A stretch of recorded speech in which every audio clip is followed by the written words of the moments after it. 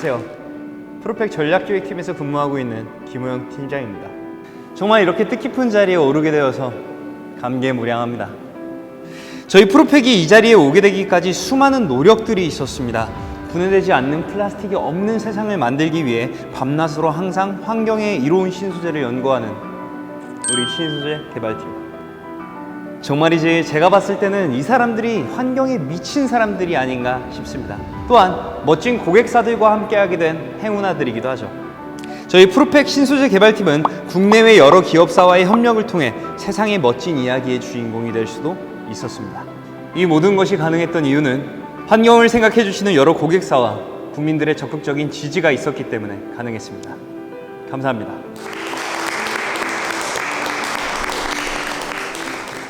오늘 저는 이 자리에서 프로팩의 몇 가지 놀라운 소식을 여러분들에게 전달해 드리려고 합니다. 하지만 그 전에 우리가 당면한 현실에 대해서 말씀드리고자 합니다. 현재 전 세계는 대기오염, 수질오염, 토양오염 등의 환경 문제들로 인해 우리의 터전에 큰 영향을 미치는 기후위기가 찾아왔습니다. 먼저 제로 플라스틱입니다. 여기서 한 가지 명확한 사실은 제로 플라스틱은 우리의 문제를 명확하게 해결할 수 있는 해결책이 아니라는 것입니다. 이유는 간단합니다. 제로 플라스틱은 사용이 불편하다는 점이 있죠. 제품군에 따라 소재와 형태에 제약이 있고 보관하거나 배송을 할 때도 힘들고 사용까지 불편한 제품들도 있습니다. 한계가 있기에 더 나은 제품으로 발전하기 어려운 부분들도 있고요. 그래도 환경의 소중함을 아시고 직접 제로 웨이스트를 실천해 주시는 분들이 계십니다. 정말 멋진 분들이시죠. 저희 프로팩에선 그분들을 보며 항상 본받고 있습니다. 환경에 이로운 제로 플라스틱이지만 앞서 말씀드린 것과 같이 불편하기 때문에 플라스틱을 많이 사용하고 계십니다. 가격도 저렴하고 편리하고 다양하게 사용이 가능하고 가볍고 우리에게 편리함을 가져다준 발명품이죠. 하지만 우리는 편리함을 얻은 대신에 기후위기에 당면하게 되었습니다. 플라스틱은 만들어지는 과정에서도 폐기되는 과정에서도 수많은 온실가스를 배출하고 있습니다. 각각의 온실가스 배출량을 전부 합하면 최소 318만 톤에 이르는 온실가스가 배출이 되죠. 하지만 탄소 중립을 외치고 있는 현재에도 전 세계 플라스틱 생산량은 꾸준히 증가하고 있습니다.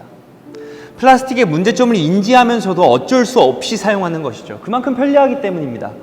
전 세계 사람들이 제로 플라스틱을 사용하지 않는 이상 플라스틱의 수요는 여전히 높을 것이고 공급도 많이 될 것입니다.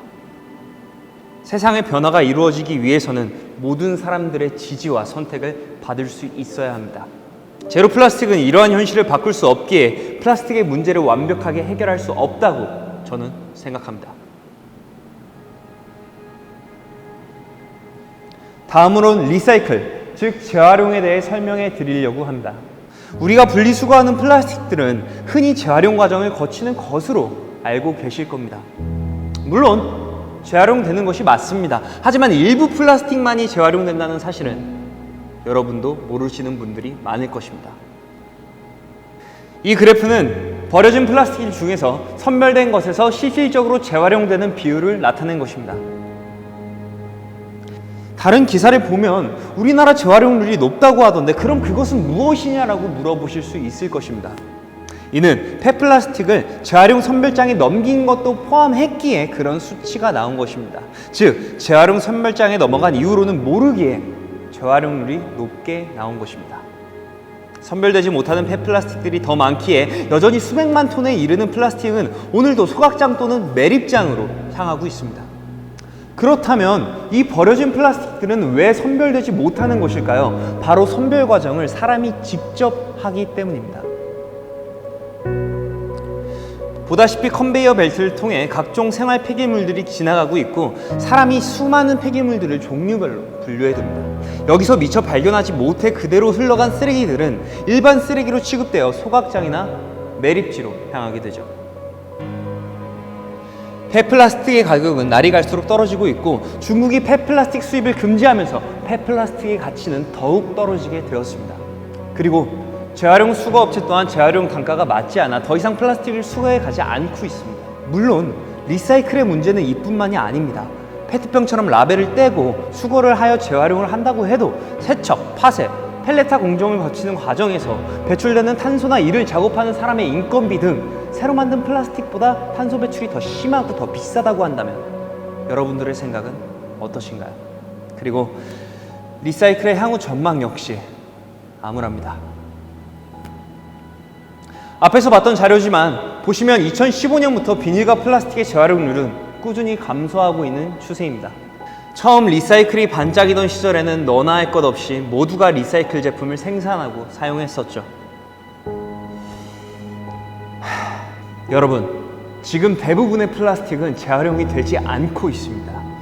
또 재활용을 한다고 하더라도 더 많은 에너지를 소모하고 탄소를 배출하고 있죠. 그리고 리사이클 제품들도 언젠가는 소각이나 매립이 되어진다는 사실 여러분도 알고 계셔야 합니다. 이제 마지막으로 생분해입니다. 제로 웨이스트라는 명목 아래 수많은 생분해 제품들이 소비되고 있죠.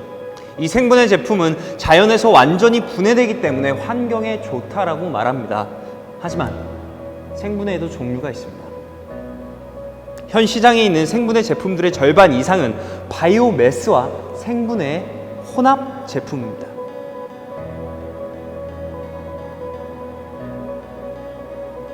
생분해 제품은 EL724, OK 컴포스트 홈과 같은 인증을 받은 제품들만이 생분해 제품입니다. 보통 지열 52도, 60도, 습도 70% 정도면 3에서 6개월이면 90% 이상 분해가 되는 제품들이죠. 그에 반해 EL727 제품은 합성 수지와 바이오 베이스의 친환경 재료를 첨가하여 만든 제품입니다. 수년 전에 일부 친환경 재료가 들어갔다고 하여 탄소 저감에 일부 기여한다는 명목으로 만들어진 국내 인증서죠.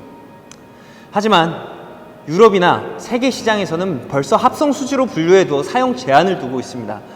왜냐하면 원료 자체가 전부 생분해 수지여야 하는 EL724와는 달리 EL727은 전체 원료 함량 중 바이오매스 유래 탄소 함량이 20% 이상이면 획득할 수 있기 때문입니다.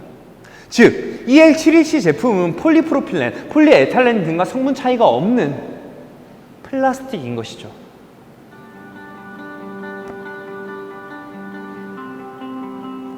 이 세상을 변화시키기 위해 프로팩이 어떤 노력을 기울이고 있는지 더 자세히 설명해 줄 사람이 바로 이곳에 있습니다. 신소재개발팀의 김미연 선임연구원을 소개합니다.